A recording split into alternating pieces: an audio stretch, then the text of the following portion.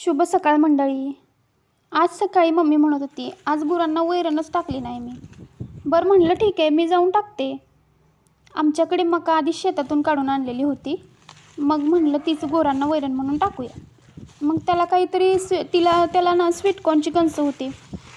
मग म्हटलं आधी कणसं काढून घेऊयात. एक एक करून सगळी कणसं काढायला घेतली आणि 7-8 कणसंच त्याला होती. मग तेवढी ती कणसं सगळी कॅरेटमध्ये व्यवस्थित ठेवली आणि बाकीची मका गुरांसाठी ठेवली. त्यानंतर मक्याची ताटं घेतली आणि कोयत्याने बारीक बारीक तोडायला सुरुवात केली.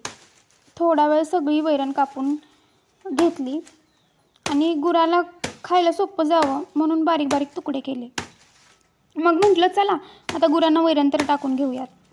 एकदम सगळं न टाकता थोडं थोडं टाकलं ना म्हणजे नंतर पुन्हा ताजी वैरण टाकता येते आणि वाया पण जात नाही. मग सर्वात आधी म्हशीला वैरण टाकली. ती पण अगदी आनंदाने खायला लागली. त्यानंतर गाईच्या छोट्या छोट्या वासराला पण टाकलं. तेही अगदी छान खायला लागलं.